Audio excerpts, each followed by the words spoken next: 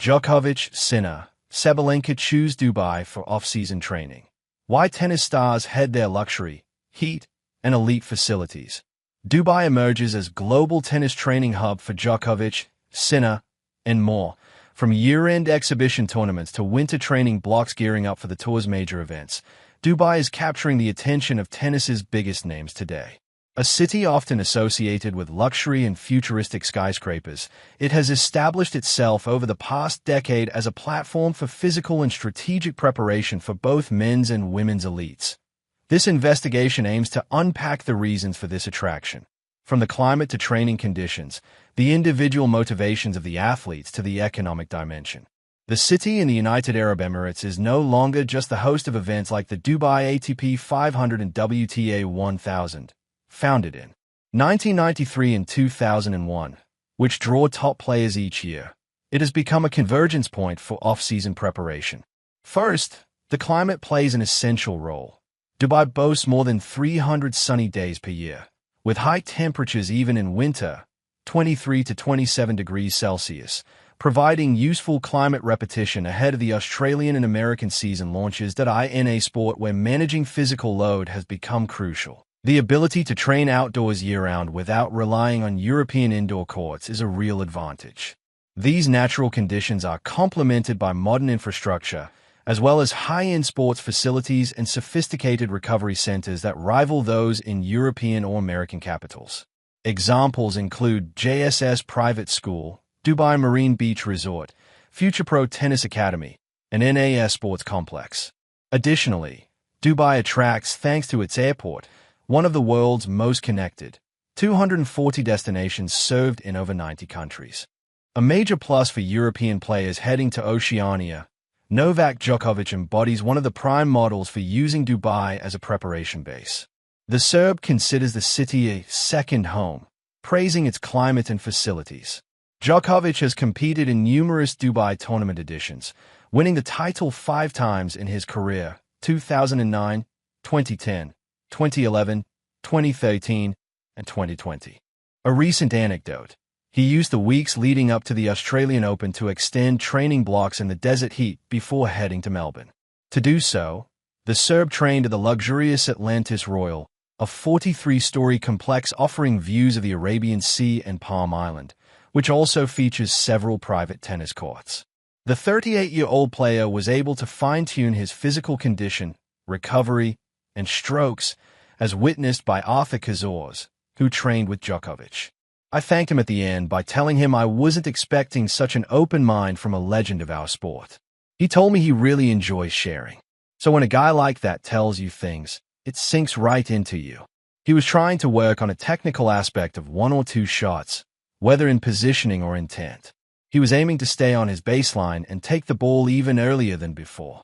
Djokovic isn't the only legend to have chosen Dubai for training, either.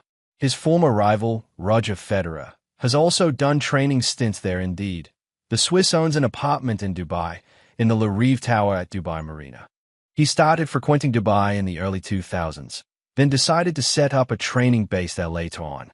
Several French players, like Corentin Moutet or Lucas Pouille, have even trained with him there during the winter break. I first came here for vacation in 2004. Then, when I came back from the Bangkok tournament after beating Andy Roddick, I stopped in Dubai. I met up with Tony Roche for a training session, a sort of undercover operation, laughs. It was a direct flight for him, so we got together here for a few days. I remember it was brutally hot, about 39 degrees every day. I had a great time training. It was peaceful, relaxed, and I really enjoyed the place. I think I came back one last time on vacation and trained again. So I said to myself, I think this works well for practice and leisure. That's why I bought an apartment. It all happened pretty quickly, to be honest. It was funny how it all unfolded. Among the new generation, Jannik Sinner illustrates another facet of Dubai's appeal. The Italian player, who devoted 3 to 4 weeks to preparation in the Emirate before Melbourne as well, emphasizes the importance of climate conditions close to those expected in Melbourne.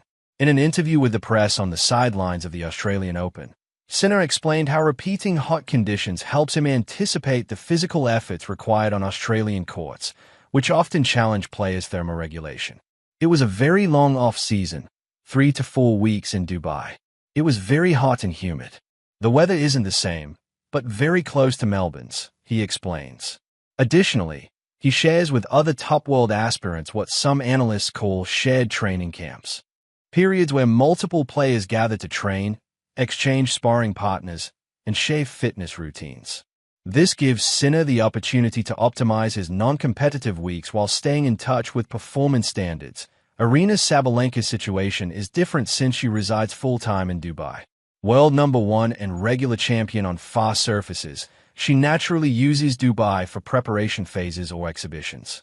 Since we start the season in Australia in January, Dubai is the perfect place for pre-season because we're halfway to Melbourne. There are so many direct flights from here. The weather is great, the tennis courts are superb, and there's so much to do off the court. I think it's important when you're training hard to do something outside of tennis. Things for fun, to relax and detach from tennis, she told the K-League Times. What makes Dubai particularly appealing is less the presence of a single superstar than the training effect created by the city itself.